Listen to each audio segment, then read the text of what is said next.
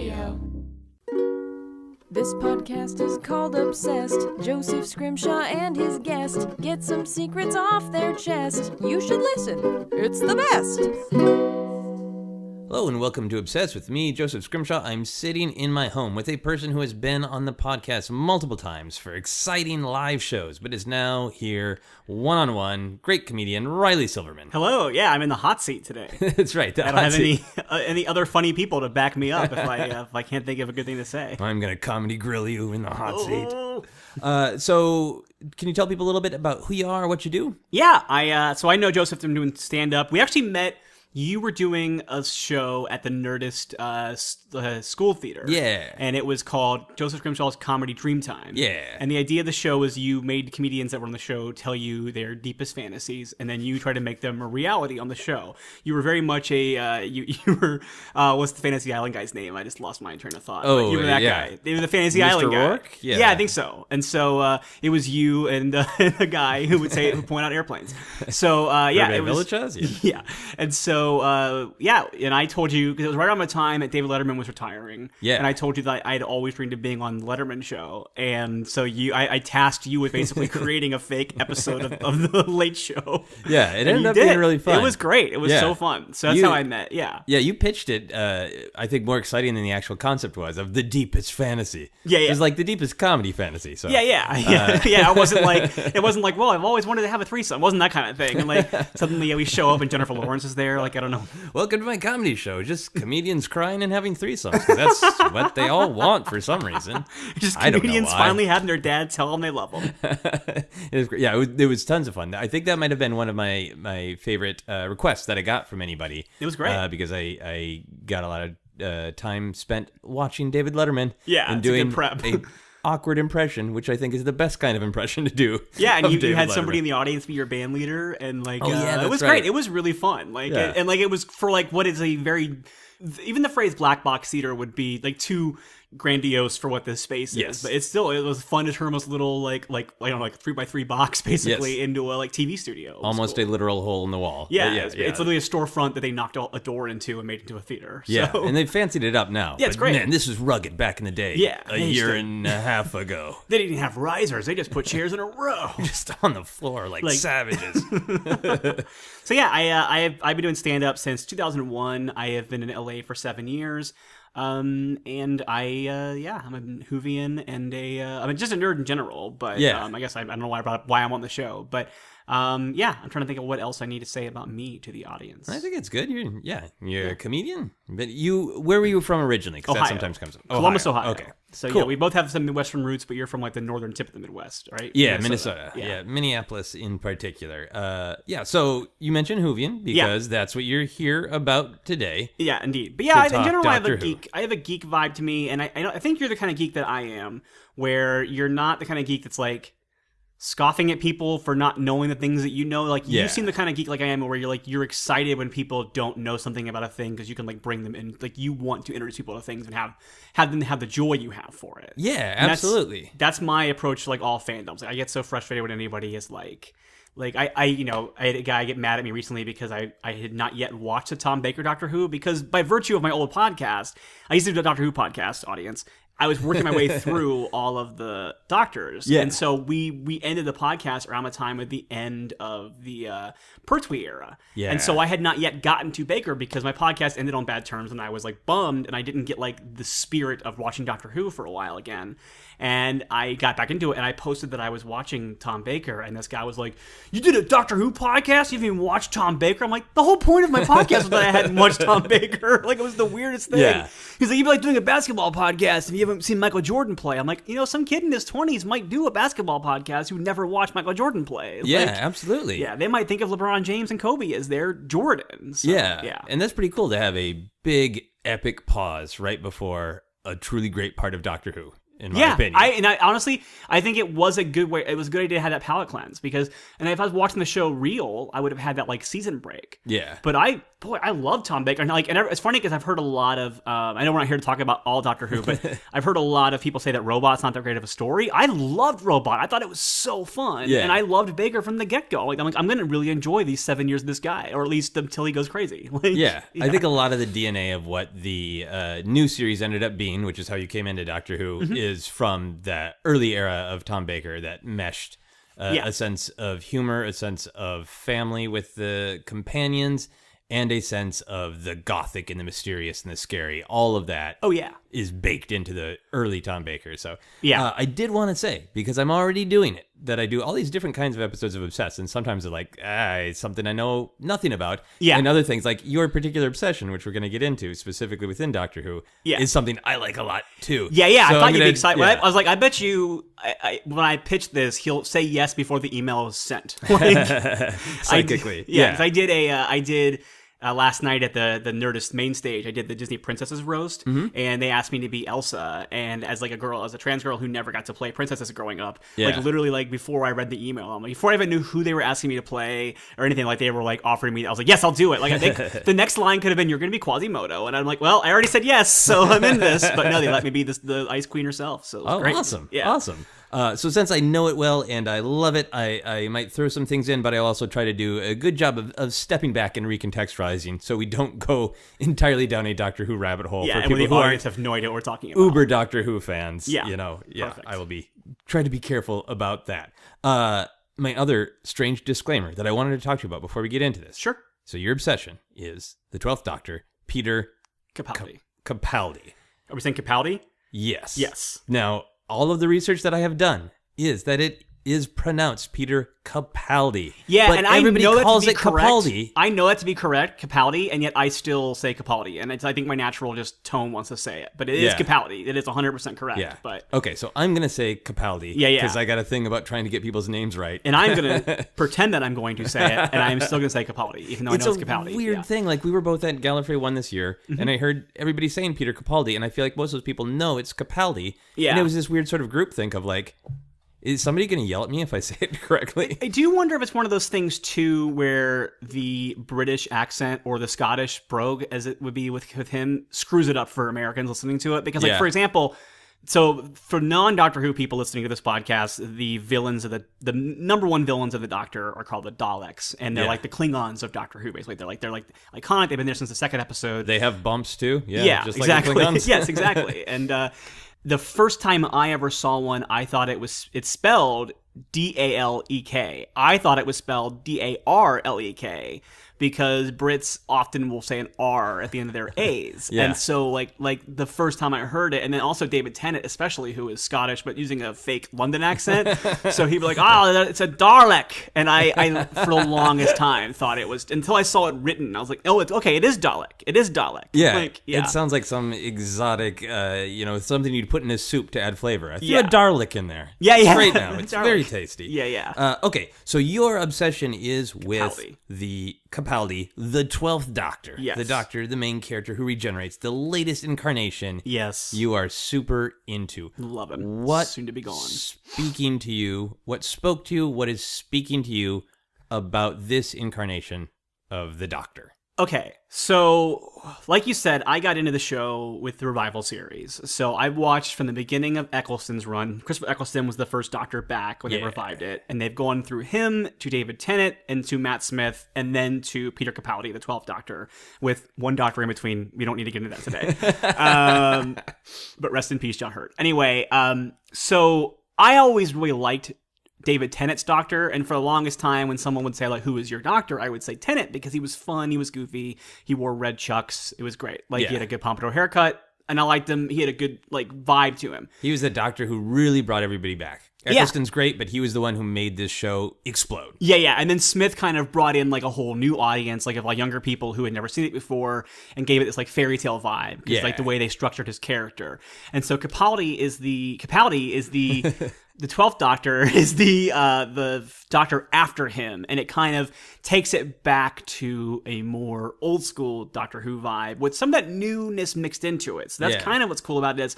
As somebody who was at that time diving into classic Who and watching a lot of William Hartnell and even Patrick Troughton and to some degree John Pertwee, seeing kind of that gruff alienness mixed with the kind of more friendly and like emotional like doctors that I'd already gotten to love was really interesting and cool to me. It was like a whole thing. And now that I've gone back and watched more Eccleston, I see that a lot of that in him as well. But what really first sold me on Capaldi is that his first series premiered in 2014, like in the summer, like the fall of 2014. And around that time was when I was really starting to seriously consider taking hormone replacement therapy to transition, because I'm a trans woman. If I didn't say that, I think I said it earlier. Yeah. But, so I am a trans woman. And so I had been out for a while. I came out in 2009, but I had not decided to transition medically until that point. And I didn't start taking the medicine until that following March because of appointments and waiting and stuff like that. But I was like, at that point, was like really being like, I think this is something I'm going to do. So I'm then watching the first episode of Capaldi's run, Deep Breath. And it's a mixed bag of episode. I actually love it. And a lot of people hate it. A lot of people hate that entire series. I love that whole series. But that episode ends with this scene where the Doctor is standing in front of his companion Clara. Now, for non-Whovians, the Doctor always has a companion who is usually a human, usually from contemporary Earth, especially in the modern show. Yeah. And they're meant to be a person who's kind of serving as a surrogate to the audience, so that all the wonder and weirdness that's happening is explained to that person, so the audience kind of gets it too. Yeah. So Clara has been the companion of the previous Doctor. She has now seen him change his face, which is part of the show, as the Doctor regenerates and a new actor comes in. Basically, when they want to leave the show, they replace him with a new actor. And so she has seen him right in front of her change from being this like giddy Matt Smith, this kind of cranky, little problematic Capaldi character, and he's an older man, and he's gruff, and he's confused, and he's standing on the street with her, and he's talking to her, and he says this phrase that is like, I'm standing right in front of you, and you don't see me, and do you have any idea how hard that is? And that hit me so hard, because that was like exactly like how I felt about myself and my place in the world. Was like, I am right here and no one can see me. Yeah. Like, they see this person that I'm not really, and I'm like underneath it, and like no one knows my identity or whatever. Even people who knew me and knew that I was trans like didn't see me, and that was like a thing for me. Right. And that episode still, like when I watch it, like it makes me sob, but it also like maybe imprinted me on his Doctor a little bit, because it also that's what I wanted to ask about, because I can totally understand a story of regeneration having layers and meaning to you going through that process. Do you think that it would have been just as powerful if that same exchange had happened with a different Doctor, or was it something about Capaldi and the character's delivery that made that idea even more powerful to you? Oh, I think it definitely is Capaldi, because when Matt Smith, the previous Doctor, is regenerating into Capaldi, he also has a big speech that's like kind of like the bookend of this sense of feeling that I had. Like that was the end of the year when I was still like, I don't know what's happening, and like the next year. Okay. But it was this whole speech about how we're all different people throughout our lives, and we change, and it's okay to become a different person or change, because as long as you and the line is, you just remember all the people that you used to be. Yeah. And that is a beautiful, poignant quote, and it meant a lot to me at that time, but it didn't hit me the way that Capaldi's thing did, because Capaldi has so much more pain in his delivery of it. Like it's out of all the years that I had been watching Doctor Who, and even when I watched like classic Who, it's the first time that I've seen a Doctor where I feel like I actually see him afraid of being alone because he's lonely. Like, every other Doctor is afraid of being alone because they go do crazy things and destroy the universe, and they don't have a person keeping them in check or whatever. You know, like Matt, like, so they'll just, like David Tennant tries to avoid his own destiny or whatever. I think the 10th Doctor, David Tennant, can sometimes be like almost a little emo, like, I'm just staring out watching a rainstorm. Yeah. And then Capaldi's like, you're a grown human facing actual horrible existential dread. Yeah. Like, there's a weight to it. Yeah. And yeah, Capaldi, yeah, it's like he's just, and the idea is he's so much older now too, and he's been through so much stuff. Yeah. But, and then just, I think the way that Capaldi plays that character, it gives him a vulnerability that I don't think I've ever really, and it's a realistic, organic vulnerability. Because, when they're writing these scripts, especially that year, I mean, I've read a lot about it, about how they don't really try to write the script tailor-made to the actor playing the part. They kind of just keep writing the same scripts and let the actor kind of take over the role a little bit, and then as they go, they kind of naturally start writing towards what the actor is doing. Yeah. Like they said with Capaldi and Smith, like they realized quickly they had to write a bit funnier scripts for Capaldi than they did for Smith, because Smith would take like dark scripts and make them funny because he was so whimsical. Yeah. Whereas Capaldi would take all the dark things and like elevate them like crazy. And then like they actually had to write funnier things for him because he'd make the funny stuff more like dry humor or whatever, and like more, and like not as like loopy. And then like the dark stuff they had to like tone down because he was so good at being smoldering and angsty. Yeah, I mean, he's wry. Like, you have to check your body for actual open cuts. He's so like sharp with his wit and his humor and making things that are not jokes. Yeah, jokes. exactly. I love about it. And I had watched the thick of it before I watched his Doctor Who run. Okay. And so I already had seen him on full Malcolm Tucker. Like, so the thick of it was a British sitcom that was created by the same guy who created Veep, and it was very similar kind of show. It was like set in the Parliament, the British, not even the Parliament, like where it's like the cabinet offices would be in the Britain, like whatever the executive offices, like, and so like the Department of Public Works, or whatever, modern castle. Yeah, and so, yes, exactly. They were all knights, and he was playing the spin doctor that worked for the Prime Minister, and so his job was always to come down and like get people in line when they were kind of going off message or off party voice, like talking points or whatever. Yeah, and he swears like a sailor. There's like a YouTube video of him, and there's a movie made that's kind of a spin off of the show called In the Loop, and there's like literally like a YouTube video that counts the amount of time he drops the F-bomb in the video. That's great. Yeah, so I kind of went on a rant there. Sorry. Oh no, it's fine. So obviously you appreciate him from this very emotional place that you met him. You like a Doctor Who fan can go off on a litany of Doctor Who connections. Yeah, but I know you in reasons to appreciate him from the context of how he plays the Doctor. You have a tattoo, right? Yes. And this is a quote? Is it a picture of him? I don't think I've seen... It's the words deep breath from the episode that I mentioned, and it's actually written in like a clockwork format. Oh, yeah, that's really nice. Yeah, and it actually has a hidden 12 in the B. I don't know if you use show notes, we can take a picture of it. We'll take a picture of it. So, and it was designed by a really great tattoo artist in LA named Emily Effler, and she works at the Honorable Society. I'll give her a plug. And I had just told her, like, hey, I just want a clock theme, and I wanted to say deep breath, and I want a hidden 12, and I assumed I was gonna get a clock face pointing at the 12, and that's what it was gonna be. But she made this really cool thing where she wrote the words deep breath in font, and it works twofold for me in that it reminds me of that episode, but also it's a reminder to myself when I'm stressing out and freaking out to take a deep breath and like relax and calm down. And it has worked for me. There's been times where I've been like really anxious and stressed out, and I look down at my arm, I'm having almost like a panic attack almost, and I'll look down at my arm and go, all right, no, I can do this. Or whatever. And yeah. And for you, is that tattoo, is it all about that moment and that idea in that one show, or is it more largely like you feel like that is a little Horcrux for 12th Doctor? It's a little bit of both, because I do think that, like, I definitely think that part of what I like about the 12th Doctor is that when I used to say, like, oh, Tennant is my Doctor when I watched him, because he was, like, fun and goofy, it's like, oh, I'd like to be like that. Yeah. But when I watched the 12th Doctor, I'm like, I kind of am like that. Oh, interesting. Because his Doctor can be a little cranky. He's funny. He says he hates puns, seems to like to make them a lot for someone who says he hates them, which is, I admit that I love puns. But what's interesting about him is he's flawed. Like, he's not perfect, and he screws up. Like, he gets things wrong, and when he gets them wrong, he's like mad about them. He tells people to shut up when he's wrong, and like he like pushes people away. He doesn't know how to let people in a way that I think that I unfortunately kind of have as well. Like, especially in Series 8, there's a lot of stuff with him not knowing how to deal with Clara, because like he's going through such a weird crisis of like identity and not knowing who he is, and he wants her to be around but doesn't know how, and he's like keeps her at arm's length in a way that's like destructive for both of them, and like it blows up at one point. And I think unfortunately that's a tendency that I see in myself a lot too. And but the fact that he perseveres and gets through it and like tries to be better and doesn't let himself live in that like dark, doesn't like let himself just accept, like, no, I'm not a good person, I'm just gonna stop trying. Like, he's Yeah. like, okay, if knowing this is a problem that I have to keep always being better. Yeah. And that's also kind of what this is for me. Okay.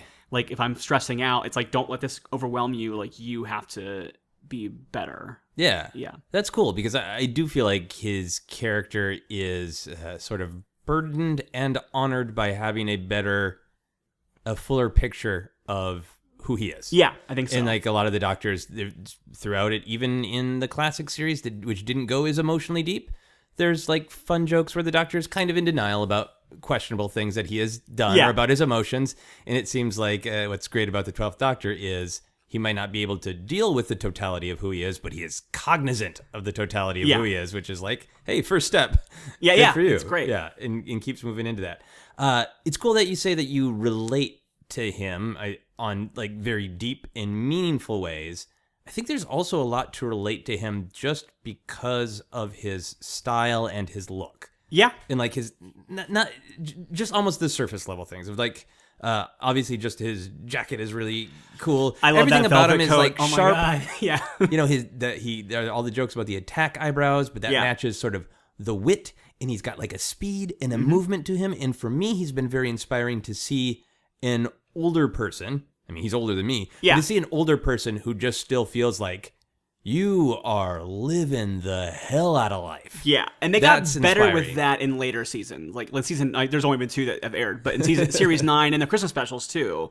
Like, you know, in series 9 we kick him off and we kick off the season with him like hiding away in like medieval times, and he's like playing guitar and making puns and having like weird like pun battles in this like arena, and it's like this it's just like version of a Doctor that I'd never seen before, and it's a fantastic. Yeah, he's just so into being who he is in a way that's like, and like a 55, 56-year-old playing guitar should look like it's trying too hard. Yeah. And it's just like, no, this is what I want to do. Yeah.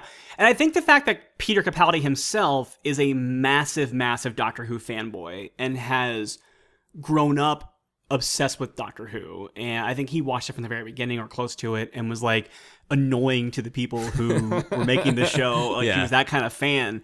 So whenever he's playing this, you just see the joy in him from doing it. Whenever he's being interviewed about it, and like the fact that he was like crying on the BBC radio when he announced that he was leaving the show because it hurt him to have to do it, but he knew it was the right thing to do. Yeah. Which is a very doctor-y thing to do. But just I like don't want to go. Yeah. Yeah. I think that joy comes out of him, and I think that that's what translates into those. Like, he's living it up, and he's just doing it and like going for it. Like, there's a scene in the first series of his series 8 where he's like trapped in the TARDIS, and he like thinks he's like bested the enemy. It's like the flatlines, and he like, because you're like, this TARDIS is shrinking, he can't get out of it, but he like reaches his arm out of it and like walks himself up, and then he like goes and like, does like a little dance to the control panel to like brag that he's doing it, and it's just so ridiculous that he does it or whatever. Oh, that's great. Yeah. So a theoretical question based on your love. Sure. If you went home after we're done podcasting and the TARDIS materialized in your apartment and the 12th Doctor was there and said, come travel with me. Yeah, in a heartbeat. You'd go with him. Yeah, even though I know it would probably end up killing me, I would go with him. Yeah. So that's your first thought. After, I want to go for sure. Yeah. And I am probably going to die. Yeah.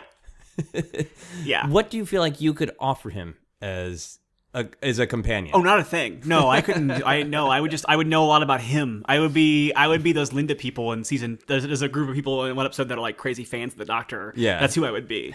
Yeah, because I'm like, I'm a writer, but I'm a comedian. I don't know the Doctor. He's already so funny. I don't know if he needs.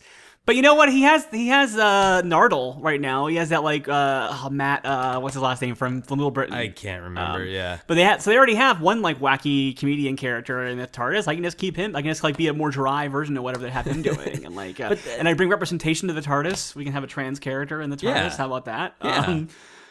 I think what I could bring to him is, because I recognize a lot of his character faults in myself, like I think I might be like a good sympathetic ear for him and someone who can kind of understand what he's dealing with, and like maybe like help, we could work stuff out together, or we could take each other down and the thing, which he is want to do as well. You could spiral. All right, so it's not so much that you would be able to challenge and push him. You would be like, hey, I understand. I freak out about things too, questions of trying to be the best person I can be. This tattoo, I suggest this tattoo of your quote. Yeah.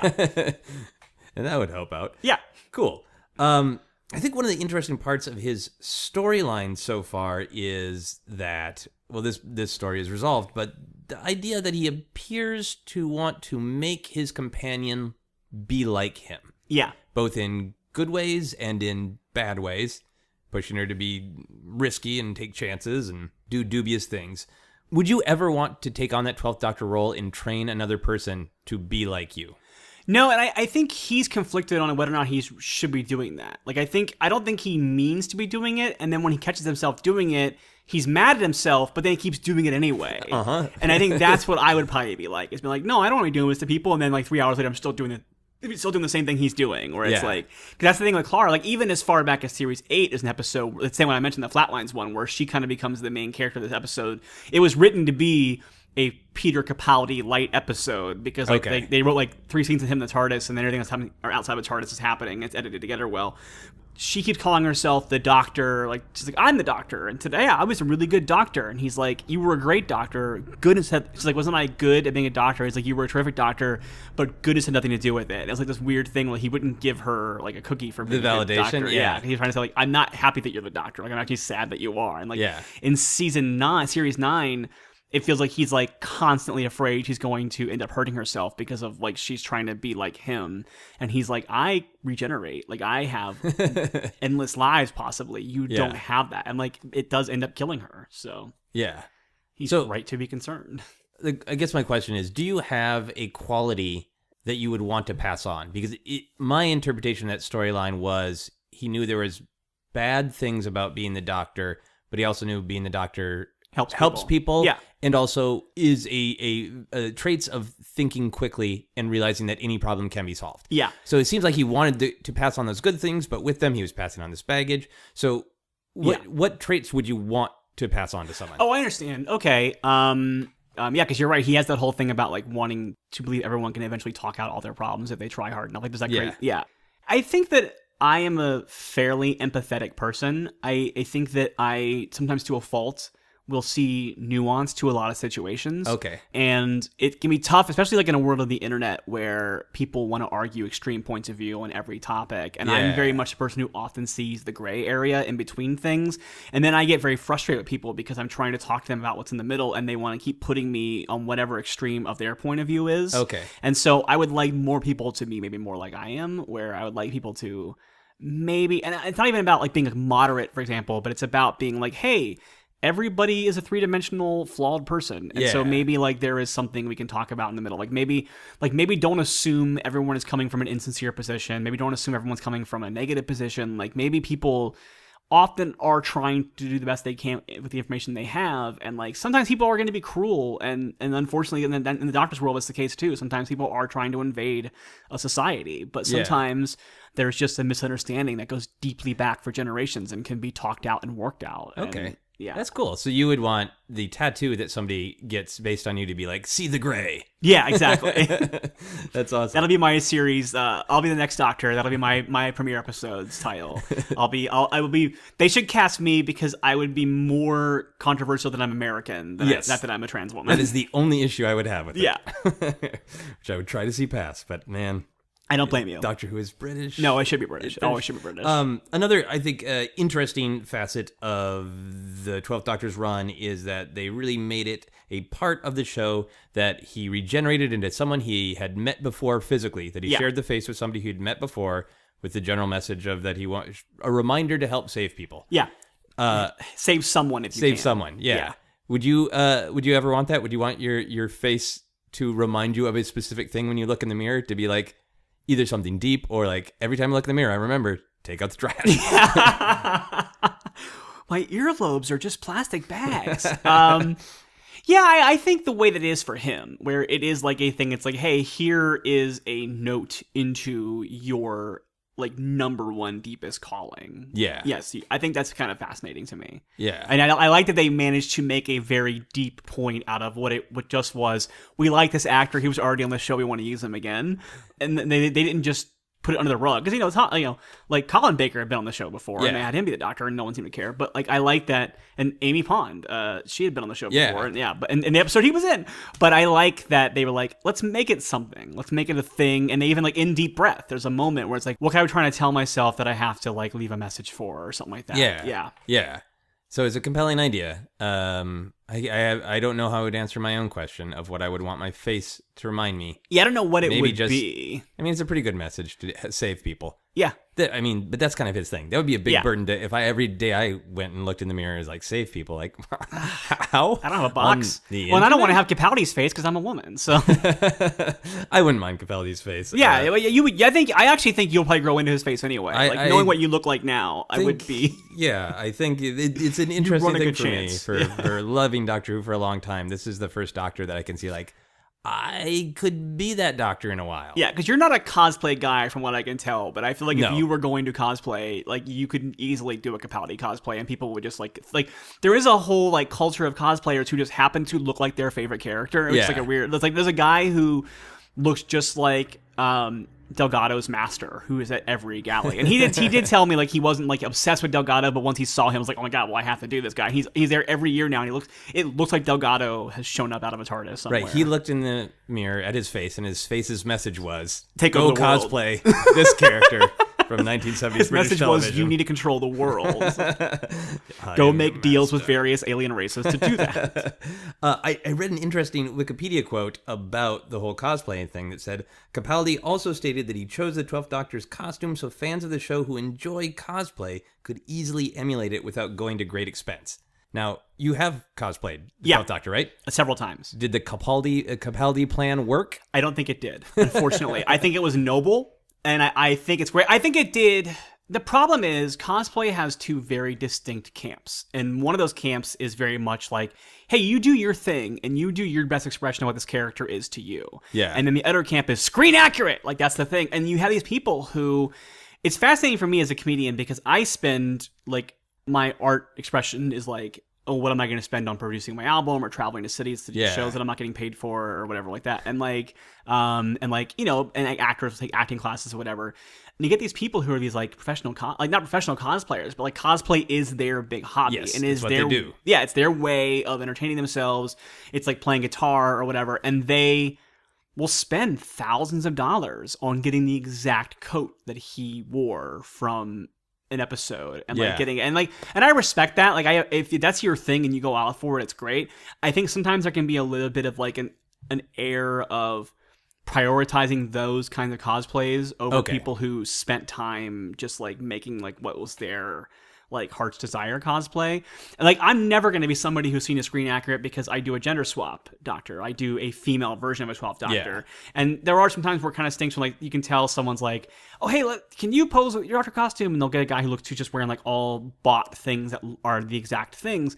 And I'm like, you know what, to be fair, you did spend about $2,500 or more on that outfit. And I did not, but still it's like, I went through a lot of work finding a vest and a coat and boots that I thought were great for this character. Right. So you want the passion to be valued in cosplay as well as the accuracy and the huge amount of money. Yeah. Luckily, there is a pretty wide swath of like gender swap and like racial swap or like just like variations on cosplay that you still can find a place. So I think for that regard, he did do a great job at making a thing. What's funny is the first year that he was on, when his only costume we really saw from him was just his blue coat with the red lining and like a white shirt and occasionally a different shirt, like a holy jumper or whatever.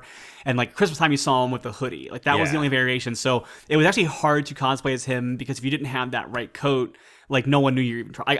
I dressed as him for my first galley, but I didn't dye my hair. Okay. So I had a vest, a long black coat, a black skirt, and like tights and boots. And because my hair was kind of reddish, everyone thought I was supposed to be Amy Pond. Like but the next year there was like trickling out set photos, and there was like the first one we saw was him in his red velvet coat. Right. And I fell in love with that coat. I wanted it so badly, and I spent like all summer trying to find it, and I could not find it. And I finally found this like steampunk website that had a women's like red like Victorian kind of coat that like buckled back a little bit, like it folded a bit, had like a tail. Okay. And it has a really cool cut to it. And so I got that and I built this really awesome like Lady 12 out of it. And by Kamikaze I had it.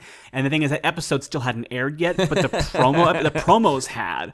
And so there was like a handful of us that had those red coats, and it felt like a badge of honor to be like my friend called it the Red Velvet Cupcake Doctors. Like, nice. Yeah. And so you guys were all dressed as like what, 30 seconds of preview footage? Yeah, pretty much. Yeah. And it's become kind of a pretty regular coat for him to wear at this point. But I guess really though, it's only been a few episodes because it happened in Face the Ravens when he wore it, which is the like third to last episode of that series. And then he wore it for a bit in Heaven Sent, but he kind of takes it off because the whole episode's him wandering a castle and like whatever.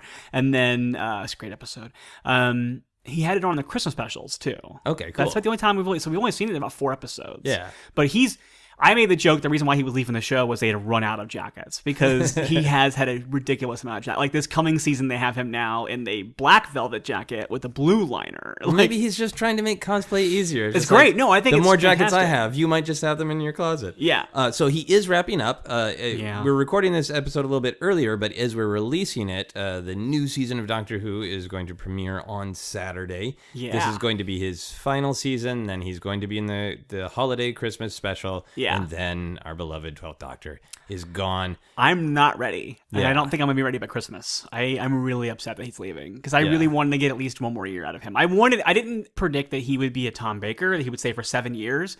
And I do understand that he is in his 50s and it is a very physically demanding role. Yeah. And it is a time demanding role as well. But I wanted him to stay around for like 4 or 5 years. I wanted him to, and he kind of did, but there was a big break in the middle. But the showrunner, Stephen Moffat is leaving as well. And I kind of just wanted to see a year of Capaldi with a different showrunner. And this is not me being anti-Moffat. I just wanted to see what a different voice running the show would do with this same character and get like an interesting take on it or whatever. Yeah. Yeah. So you're emotionally invested in him. You're not ready for him to leave. No. Maybe the season will prepare you for it. It looks pretty good. How do you want him to regenerate? How do you want him to go? I want him to not go, so I don't want him to go. That's my like. But he has to go. Yeah. Okay. Regeneration is one of those. It's the curse and the gift of Doctor Who because it is always so sad. And that the first time you see a new face, there's something alien about it. But sometimes there's something so beautiful a human gets tattooed. Yeah. I mean, the thing is that I will be okay when he's gone because I think the number one constant of Doctor Who is it's a show about change. And like as much as like when he came on, he was a tough doctor for a lot of people to get used to. And I've had a lot of people who loved Matt Smith who like don't really like Capaldi's Doctor and I get annoyed when they're like, well, if he's still there, I don't care to watch it. And I'm like, but the show is supposed to be different all the time. That's the point of it. So I have to listen to my own advice and understand that and make that kind of part of how I feel about the show in my own life in general. Like things change and you have to accept that. I kind of, on that note, especially because I know it's going to break his heart to do it, I kind of want him to just do it. Like, I don't, like, I think just do it, like regenerate himself, like I want him to commit heart. I want him to face it standing up and not fight it. Which, I mean, I guess Matt Smith kind of did that because Matt Smith like thought he was going to die. His character did, and then was given regeneration, so he's kind of like, no, it's happening or whatever. But the way like Eccleston's Doctor just like saw what was happening to Rose, saw that she was going to die because she had like absorbed the time stream. And so he pulled it into himself, let it destroy him and turn into David Tennant. Like he just did it. And he's like, yeah, this is what's happening. But that was great. And like, I like the idea of him. I think Capaldi's Doctor should go with dignity. I think he should be with dignity, or do you want it to be like big and bold? Like this is a Doctor who, has stood, in an arena playing a guitar. Do you want it to be like a... Oh, yeah, that's what I mean. When I say dignity, bullets I don't coming mean... and I stand tall and there's no waffling around. Well, if it's bullets, I don't want a doctor to then kill him on the medical table. I will say that. I definitely want it to be something on... Like, when I say dignity, I don't mean like... I don't want him sitting like playing chess on a table and falling over and like... I want him to be like... I want him to face it and be, like stand... I want a moment like... I guess Smith kind of had that with the like when they gave him don't tell me the rules and like blows up the thing, whatever. I definitely want him to like be triumphant when he regenerates. Yeah. I don't want it to be something that's going to break my heart. Okay. And it will a little bit. I will be. It's going to be anybody that's not him. It's going to break my heart. It's going to tear or fold your heart, at least a little bit, if not entirely break it. Yeah, I'll never be the same again. I died that day. So one of the weird and controversial and awesome things about his run as the Doctor is instead of having the sonic screwdriver tool that the Doctor normally has, he has sonic sunglasses. Yeah. So I wanted to ask you, if you could have sonic anything, what would you want to be sonic? Ooh, that's a good question. Because I think in my mind, I immediately want that sonic screwdriver because he has an awesome. The one they replaced his sunglasses with is that cool with the blue and the rotating lights, which was really a fun screwdriver. Maybe my favorite design out of all of them. Would it be horrible if I said like Sonic? God, I don't want to say eyeliner, but I wear a lot of eyeliner and people compliment me on my eyeliner a lot. So maybe Sonic eyeliner. I don't know. I think Sonic eyeliner is great. Yeah, that's something that was what I don't like what this says about me, but that was what came in my head, so I'm gonna go with it. Go with it. Yeah. Hey guys, this is Sarah Meyer, co-producer of this show, and while I am not obsessed with Doctor Who myself, I am obsessed with talking to strangers. So I'm out on Wilshire Boulevard in LA getting ready to find some and ask them how they feel. Are you familiar with Doctor Who? No, I'm not. No. Who? What was that movie with James Bond long ago? Wasn't there a Dr. No. Dr. No? Yeah, okay. That's what I was thinking about. It's science fiction. Do you like science fiction? No. Cowboys and Indians all the way. It is a long-running British TV series, sci-fi fantasy. Are you a fan? Well, when I was a kid, I remember seeing it with the old trash can Daleks, and it looked charming, but not my scene. But my friends are addicted, massively, massively addicted. So do they ever invite you to come over and watch it with them? I have been invited. I have yet to go, though. What excuse do you use to get out of it? Well, I've got a shampoo. If you could travel anywhere in time, where and when would you go? 1790s to the 1830s during the times of the Mountain Man. Would you go with him? No, that's not my style. When and where would you go? Maybe Hawaii 20 years ago. My daughter was living over there then. Would you bring him to Hawaii with you? Oh yeah, he'd go definitely.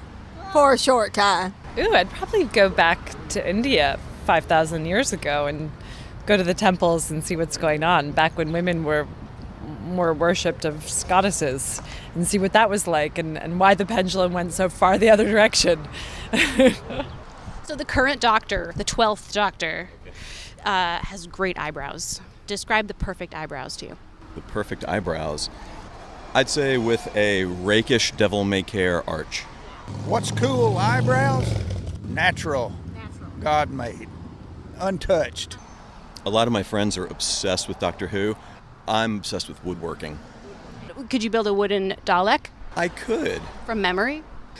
From memory, they were just like garbage cans with some paper mache, weren't they? I think I could do that. Yeah. What kind of wood would you use?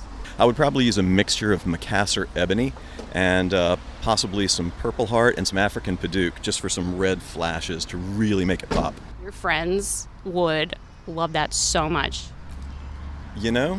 I think you just solved my entire Christmas shopping problem for next year. We're going to move on to our How Obsessed Are You questions. Awesome. So you know these questions Yeah. or variations of them. I switched a couple of them up since you've last been on the podcast, so we'll see what you think. Do you think about the 12th Doctor every day? Yes, and not just because he's tattooed on my body. So you really do, like, your mind just wanders to it when you're at work, when you're grocery shopping, when you're just living life, you think about the 12th Doctor. I legitimately think that his version of a doctor has changed who I am as a person. Like, not changed it, but made me, like, aware of who I want to be. And, like, yeah, so because of that, I do think that I think of him a lot because I kind of do...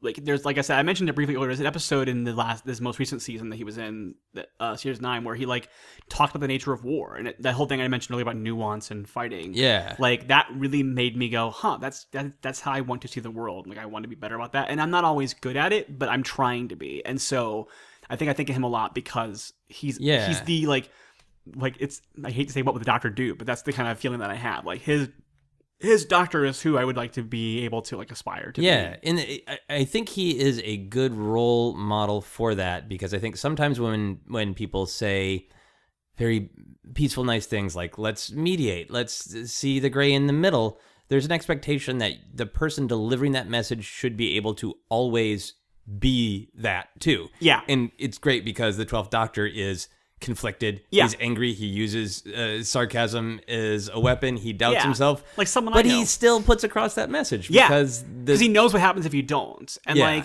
he talks about in that episode about like war. He's like, even if you go to war and you do all the damage, all the things, you are still eventually going to have to sit down and talk, which is what you should. And like, it's that whole thing about like, so he understands the futility of not doing it, but he still himself knows he has blood on his own hands for doing it. And yeah, it's great. That's really cool. He comes from a place of, I have made this mistake myself and will continue to, and please be better than I am at it. Cool. Yeah. Cool.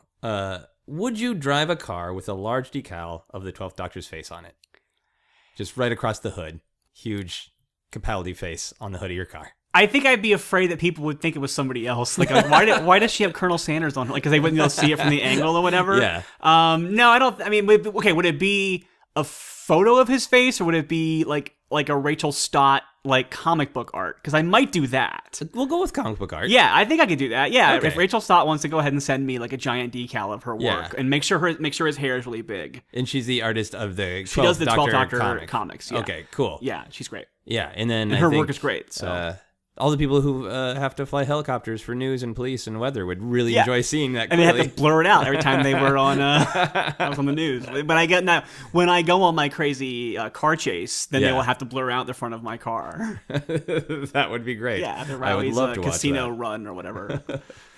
If you spent an hour in an isolation tank, how much of that hour would you spend thinking about the 12th Doctor? At least part of it, because there's an episode of the show where he's put into an That's isolation true. tank for about like a millennia. So Yeah. I would at least some point in that tank, I'd be like, this is like the end of before the flood or after the flood. But you you have a lot of different interests and obsessions. Yeah. And like this is a very relevant one. Is he's the current Doctor? He's coming to his end. Yeah. Would other obsessions fight for dominance as you're sitting there in the tank? Oh, I'm sure over time they would. But yeah, I mean. It would definitely come up. Like, it's one of the ones that I know for sure would come up. Whereas other ones I'm like, I may or may not care about as much. Like, let's put it this way. Like, I did not care for Class, the BBC spinoff of Doctor Who, but I watched the pilot just because I knew the 12th Doctor was going to be in it. Like, I knew he was going to show up in it, and like I had not seen him in like a year. Like, I need to see 12. So when's this going to happen? So, Okay. Yeah. And you're collecting the comic book, it sounds like? I'm starting to. Yeah. Okay, cool. Yeah. If you owned a sports team, would you name them the Capaldis? The Capaldis. The fighting Capaldis. No, I would call them Dr. Funkensteins. Why would you call him Dr. That's one of his Funkenstein? nicknames. In the Zygon inversion, like he's like, my name is he was like, that's my name. I'm Basil Funkenstein or whatever. Like, yes, they would be. I would give them a nickname that was more like one of his clever nicknames for himself over the course of the. So a deep reference. Yeah. I would be frightened of a football or soccer team named Funkenstein. Yeah. Would you have a 12th Doctor themed birthday party? Hell yes. Oh my god. I think I don't know why I haven't already. Yeah. I think that yeah. How would it play out? Would you want everyone to dress with a different 12th Doctor coat? Would you want a 12th Doctor cake? No, I'd be the Doctor. And like, we're if all anybody Clara? else showed up, yes, and I wouldn't know who anybody was. If everyone showed up, and I'd be like, no, I would be the Doctor at that party. I think what I would make everybody do is dress up like we were in that medieval jousting ring or whatever, and I would be, or it'd be something like that. Like that would be the kind of. Anyone is free to be any other Doctor they would want to be. Okay. But if anybody showed up as the 12th Doctor at my birthday party, I would be very unhappy with them. I like the delightful confusion of you inviting your friends to say, this is a 12th Doctor themed birthday Yes, party. and not explaining I'll it to be them. dressed as this. You must dress as though you're watching a medieval joust. What the hell? Why? And then one person would be Missy. Like that would be. Have you or would you edit the 12th Doctor's Wikipedia page if you found something incorrect? If I had the ability to do it, I would totally do it. Yeah. Okay. Have you ever yeah. corrected someone in person? I don't think so. I'm not that, because I don't like that kind of fan. Right. Like, so I don't think that I would do it to somebody in person. But I think an impersonal thing, like a Wikipedia page where I wouldn't be like hurting someone's feelings. Yeah. Like, so that's one place where I'm not as much like the Doctor. I mean, I know. I'm definitely mean to people about other things, but Yeah. as far as like fandoms, I tend to not be like crappy to people. I'm sure I have casually. Like if someone says something again, I might just like casually go like, oh yeah, this, like whatever. Like, let's say the wrong episode name, and I would probably say the right one. But I wouldn't be like, oh, you're wrong. That is actually the episode is the second version where we actually see. Yeah. So Okay. But so you would try to casually correct someone. So understanding that you want to avoid being a jerk. Yeah. You still want people to know the right thing about the 12th Doctor, right? I kind of do. Yeah. Yeah. Because he's so great. I want everyone to like. It's look, if you're not going to follow the faith correctly, like, how do you know you're actually going to get into the promised land? The 12th Doctor Promised Land. Speaking of the Promised Land, would you swear to none if she said something mean about the 12th Doctor? When I swear to none? Yeah. Fuck yeah. I'm not Catholic. I don't give a shit. All right. So you, I don't know where you encounter a nun. Let's say Starbucks. Yeah. And the nun sees you reading the 12th Doctor comic book. Yeah. And she walks over and just like, 12th Doctor, he's shit. I prefer the 3rd Doctor. Would you be like, screw you, nun? I would go, well, you're fucking wrong. So you I mean, I know that at Gallifrey 1, you were on a panel of people that scientifically prove the 3rd Doctor is the best Doctor of all time. That was not science. Yeah. That was... I still hold, I love Paul Cornell. I think he miscounted the last set of votes. I do think the 4th Doctor won. I think that was fake news. No, I think that it was, I think the popular vote was correct. I think that the 4th Doctor won, but, yeah. I can't take it back. So. It was done fast. It was done for fun. And Yeah. still, it was wrong. Yeah. Clearly. I advocated pretty strong for the 12th Doctor. You did. You actually had you advocated very strong for 12 and 4, and for most of the same reasons, and it was very good. You were very fun on that panel. You got so mad that they were voting the wrong way, and like I know at one point the War Doctor beat the 11th Doctor, and you were not having it. Like, you were so mad. It was great. I mean, I played it up, obviously, for the comedy of the panel, but that's the kind of geek thing that gets on my nerves. It's like, hey, factual mistakes, we can all Google those. Yeah. Themes and ideas is what gets me going about geek stuff. Yeah, me too. And the whole idea of the War Doctor, which you had mentioned early on, is the Doctor in between, is that he wishes he didn't have to exist because he fought a war. But so it's like, why would you? That's so cruel to the Doctor to say if he could only have one Doctor. How about the one that he doesn't want to have ever been? But the very resolution to that episode is that, like, when they come back to help him, they say, like, you were the Doctor when it mattered the most. Like, you were actually the most Doctor out of all of us. So, because, like, even when he thought it was the worst mistake he had to make, like, he knew he had to do it, and he did it anyway. And, like, so, but, like, that was, like, we're going to make sure you're not alone doing it. And then they go, no, he won't do it at all. But, so I think there is some element of that to it, which could have been made, but since no one else in the panel thought to bring that up to bring you down, I think your rant still stands. My rant stands. But I was in the audience all thinking that. Yeah. Just to be validated in my ranting. Yeah. All right, couple more How Obsessed Are You questions. Sure. If a bear was blocking you from watching the 12th Doctor's final episode, would you try to get around the bear? I think you asked me this bear question at the Rogue One thing, too. I did. And yes, I would. You would navigate the bear somehow. Yes. You would take with any my risk. with my sonic eyeliner, I would look it in the eyes. Yes. And I would play dead for a long time if I could, and then I would go around it to watch the Doctor. What would the sonic eyeliner do? Would it create like a pheromone that makes it think a cub is in trouble? Or... Yes, that's what it would do. I'm trying to figure out if the sonic eyeliner would be if the eyeliner on my face would be sonic, or if the actual eyeliner pencil would be sonic. Because the problem with the pencil is, like, what if it's a pencil that never, like, runs down because it's sonic? Oh, nice. But that actual thing, because I think it'd be weird. I think the eyeliner, if it's the liner, is kind of running into sonic sunglasses territory at that point. Yeah. So you want to leave that to Capaldi. Yeah, I'm not gonna take his thing. Final How Obsessed Are You question is always crotch based, but I'm switching it up. I'm experimenting a little bit. Fair. If you couldn't watch the 12th Doctor's final episode without punching someone else in the crotch, would you still watch the 12th Doctor's final episode? Do I get to pick the person whose crotch I punch? Now, I designed this flaw into the question to see if that is the first thing that people ask. And sure enough. Yeah, you get to pick. Oh, then I probably would, yeah. So, is there someone that you feel like you morally feel? Doctor Who is a very moral show. Yeah. And you feel like morally there is someone who deserves the pain of a punch in the crotch in order man. for you to enjoy this very moral show, Doctor Who. You just put me in like a paradox because if I then punch someone, then I'm not living like the Doctor would live. Well, the Doctor has threatened to punch people several times on the. The Doctor crosses the line when he has to. He threatens to punch Robin Hood, and there is a degree of punch. Like William Hartnell's Doctor was going to flat out kill someone with a rock, but oh boy, now I feel like if I punch someone, do I not then get to deserve to watch the 12th Doctor's But what you're saying about your love of the 12th Doctor is that he is open to wrestling with these moral quandaries and accepting that being the Doctor means saving people, but it sometimes means taking awful, horrible risks and doing... That's true. Not being able to save everyone. He does say sometimes there's not a right choice to make, but you still have to choose. So I would have to choose.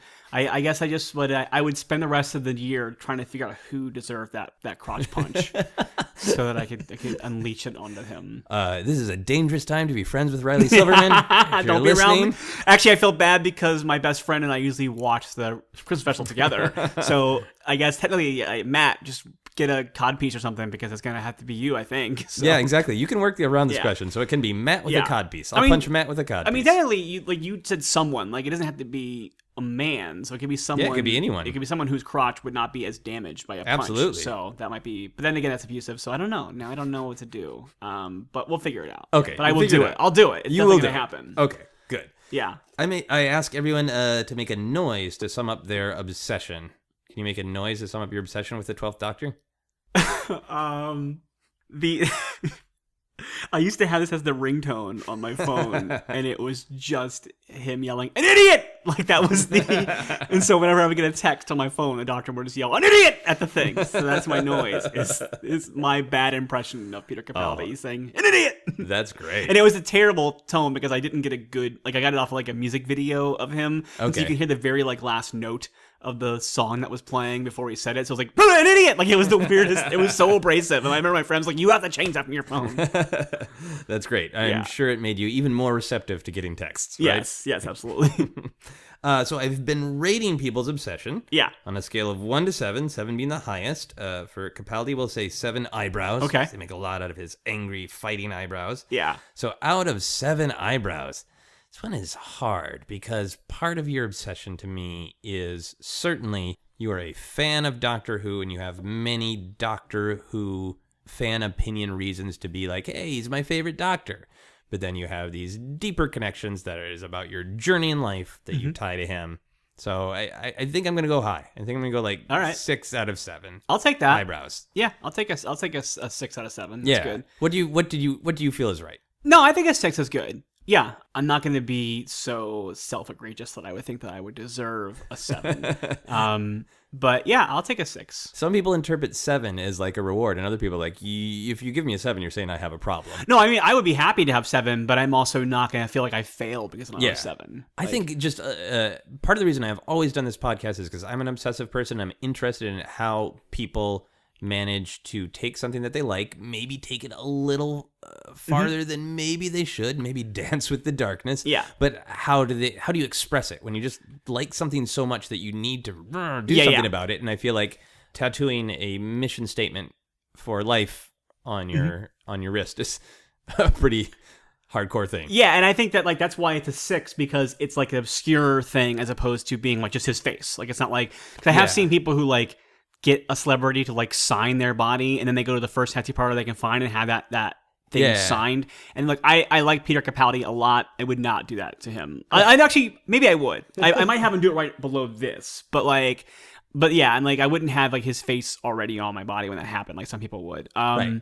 And I think also there's a degree of fan that is obsessed not just with the character, but like also knowing like every detail and every trivial fact about stuff like that. And I've never been a trivia person, right? So that's why I'm like, yeah, a 7 would probably be unjustified. Yeah, but okay. 6, I'll take it. Cool. That tattoo was good. So we're on to plugin. So let people know where they can find you on social media, and then we'll talk a little bit about your podcast. Anything else you want to plug? Awesome. Social media, you can find me on Twitter at Ry Silverman, RYESILVERMAN. You can find me on Instagram and Facebook at Riley Silverman. And that's my social media. Cool. And you've got a new podcast that's coming out? Because of when this is going to drop, it's already out. Actually, Nice. actually, in real life, it dropped today. It dropped cool. yesterday. But it's a new podcast called The Regenerates. And it's a Doctor Who podcast. We are on the Boardwalk Audio Network, and it is myself and we call him Chan, but Robert Clark Chan, a comedian, improv actor in LA, a writer. He and I are doing this podcast together. I used to have a Doctor Who podcast that was like a classic Who podcast, and I loved it. It kind of fell apart for personal reasons, but I took a while off. But after coming back from Gallifrey 1 this year, I was just like, I really, really miss talking about Doctor Who every week and having a podcast. And so we started it up again. The old one was Classic Who. We're going to stick with New Who for this one for now. Yeah. Because I think more fans that are listening connect to it, and it's easier to have like conversations with people about it. A lot of times at my old show, people go, "Oh, you have a Doctor Who podcast?" And I'm like, "Yeah, it's about Classic Who." And then like, oh, "Okay, well, you have fun." They're like, "I don't want to sign up for 50 years of homework to watch your podcast," which like I don't think you had to for our show, but so we're trying to be more. We want to talk about. We're gonna do it mostly as an episode recap, but we are going to talk about themes of the show and like what we connect to and stuff like that. Okay. And we right now when we're recording this, I think by the time this drops, you'll be able to start picking up with us as we pick up with the new series as it begins. But what we're doing, because we only had about 4 weeks of episodes before the new series, and so rather than like start a season, stop it, start the new series, and then go back to that season, what we did was we've invited guests on who have never watched Doctor Who. Oh, cool. And we've given them each an episode that we consider like our starter kit episodes. Like, so episodes that we think perfectly encapsulate a particular doctor and are also accessible to a non-viewer. Right, so to hook people. This is the drug to get them hooked. Yeah, it's like the idea is like, we're going to show you this episode. The person who picks it, our theory is we think this show will get you to want to watch more. And so we bring the guest on. I encourage the guest not to watch or read anything about the show until they watch the episode. And then I want to have them tell me what they think the show is based on the episode they watched. Wow, and I bet you're getting interesting answers. Yeah, we've only done one. We only taped one so far. Okay. We've been asking viewers on our social media to tell us what episodes they would pick. And so we did, for the first episode, we did the 2-part Eccleston arc of The Empty Child and Doctor Dances. Nice. We just felt like it was like, we wanted to do one for each doctor. And we felt like out of his, Rose, the original episodes can be really tough for a new viewer sometimes. And this one was very much more like, it throws you right into it. And it's got fun characters, a good historical story. It's also really, really creepy. And so, and it also is it gives you one of the first views of a doctor being like so excited he gets to win. And so it was a good 2-parter. And I think we did get her willing to watch it, but I think she might have gotten more on it based on us talking about it on the podcast than the episode itself. But we'll see how it goes moving forward. Well, you're going to increase the fandom one person at a time. Yes. And then once the series begins, we'll probably go back to more like having guests on who know the show and want to talk about it. Nice. Yeah. Well, I am happy to rant and rave Anytime. about Doctor Who if you'll let me. Yeah. And also, real quick plug too, I write for a podcast called International Waters. It is a trivia panel game show. It's American comedians versus British comedians, and we often do a lot of British pop culture jokes on there, including Doctor Who. In fact, cool. I actually we had Ingrid Oliver on as a last minute guest, and I had written a question about Peter Capaldi leaving the show, and she did not get it right, so it was real funny. Yeah. You stumped a Who fan. Nice.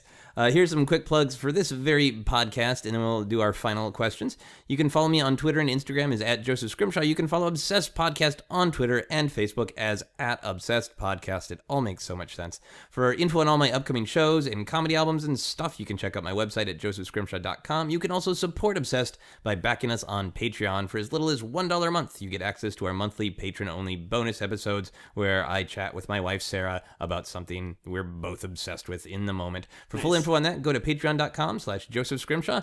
You can also check out the Star Wars podcast feed I co-host called Force Center, wherever fine podcasts are streamed and downloaded and whatnot.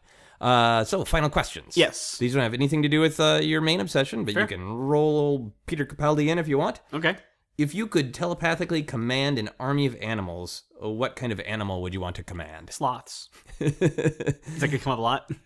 Yeah, and it always comes up fast, which amuses me. Anytime that somebody says it's sloths, they say it with great speed. It's amazing how much sloths have really just like push themselves into the culture zeitgeist. Because I would say I never Yeah. really... I knew what a sloth was, we'll say 4 or 5 years ago, but I would say like last 2 or 3 years especially, it feels like sloth are just like... and I don't think it's just Zootopia. I think Zootopia was like the culmination of it. Oh, yeah, yeah. And like I feel like there was a lot of memes that were popping up with sloths in them, and there was the whole thing with Kristen Bell where she's like sobbing on Ellen because of the sloth That's that right. Dax brought to her birthday or whatever.